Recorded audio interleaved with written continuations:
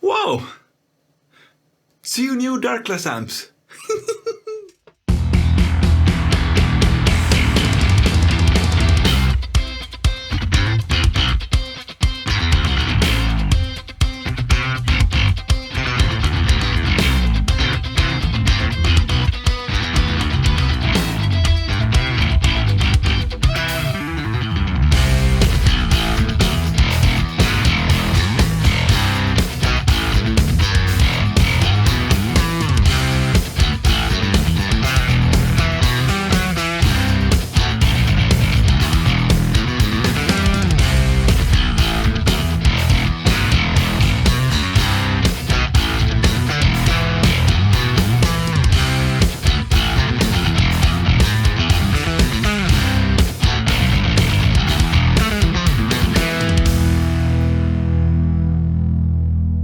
Hi there, and welcome back.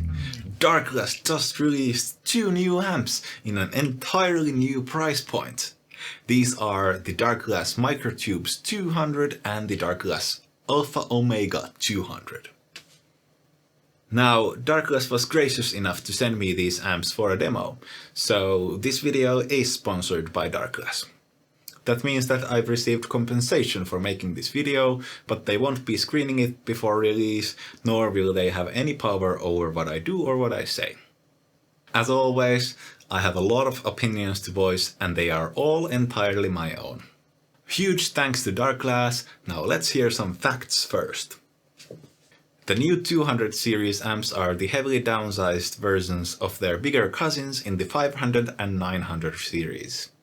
The Microtubes 200 features a P3K style distortion engine, while the Alpha Omega 200 features a Alpha Omega distortion engine. Both of these amplifiers also feature an EQ, 3 bands on the Alpha Omega and 4 bands on the Microtubes, plus a whopping 200 watts of power on tap, even though the design itself is tiny. There's also a headphone out with an analog cab sim and an auxiliary input. You've already heard both of these amps in the intro, with some pedals in front of them, but now let's hear what we get when we plug my bass straight into the amps.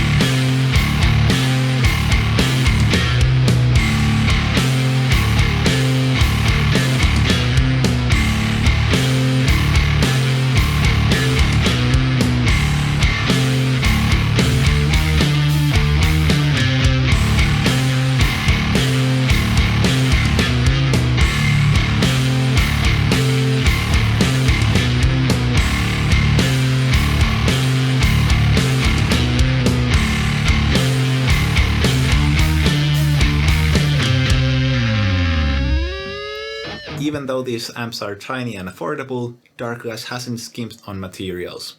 Both amps are clad in a sturdy metal enclosure, and the knobs feel rigid. Some actually maybe even too rigid, because the drive and the blend knobs on the Alpha Omega 200 are actually rubbing against the enclosure. You may be able to hear it. Even though 200 watts on a bass amp is on the lower side, these amps can be quite loud. While filming the intro clip, we actually tested these out on my Marshall 1982A cabinet with 4 Celestion G12H-100 elements in them, wired for a total impedance of 16 ohms. We actually got the volume to a point where it was physically unpleasant to stand in front of the cabinet, even with earplugs on. Tonally, these amps deliver exactly what was promised. They actually offer far less control for the distortion than on any of the pedals, most notably by omitting the bite and grunt controls and a level control for the distortion. But I didn't actually miss any of those. The Microtubes 200 has the oh-so-familiar voicing that has been heard on countless rock and metal recordings since the birth of the company. It does a great job on low gain tones and also keeping things dynamic and clear even in high gain situations. On the other hand, the Alpha Omega 200 with its more compressed distortion doesn't really do it for me with low gain settings, since it lacks the certain sparkle that I've become used to. But once you turn the drive up, you're instantly raptured and enter a heaven of fuzzy, massive, filthy, high gain tones with just the right amount of grind to be heard.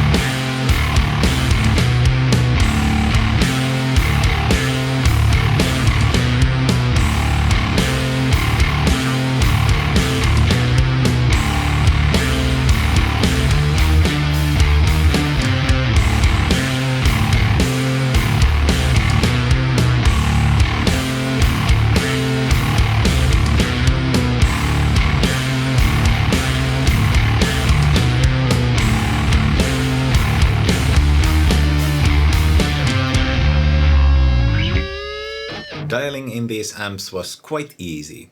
The onboard EQ is really quite powerful with up to 12 dB of cut or boost per band, so there's really quite a lot you can achieve with just the amp. The blend was a bit odd to tweak. When you go near the center of the blend, there's a huge volume drop, and once you go towards either end, the volume gets noticeably higher, like massively higher. This can become a problem in high volume situations where you're driving the master volume hard, but your tone requires an even blend with the clean and distortion.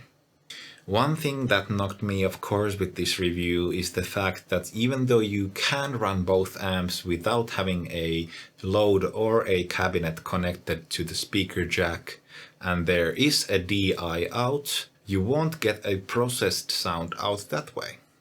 You'll only get a dry DI that's the same signal that goes into your amp. This struck me as an odd choice, since on all the other amplifiers the DI out is clearly designed to produce a processed tone, and the same can be said for the pedals as well. I didn't expect to have a cabinet simulation on the DI out, since these are in such a low price range, but I think it would have been quite critical to have a way of running these properly without a cabinet. I guess that in their design philosophy these are just amplifiers and they're meant to be used connected to a cabinet and not without one. And yeah, while you can get a processed sound out of the headphone jack, that's not a balanced connection and the analog cabinet simulation cannot be turned off, so it's not really a professional option. I ended up contacting my buddy Joona at 100 Acre Wood Studios, and he was gracious enough to let me use their Sir reactive load for this video.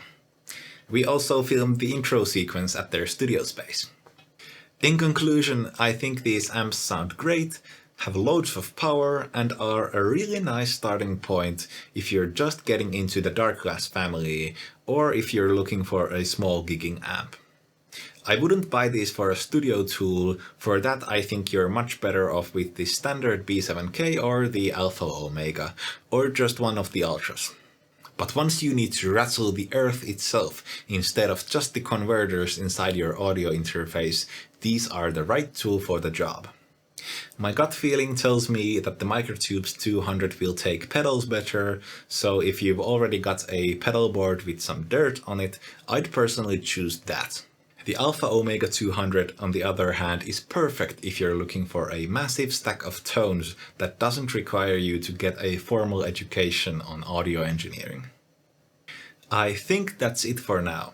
If you've enjoyed the video so far, be sure to like and maybe even subscribe to the channel. You can check out the Alpha Omega 200 and the Microtubes 200 at your local Darkglass dealer or at darkglass.com. I've been Pajanenai, and let's hear that intro song one more time for the road.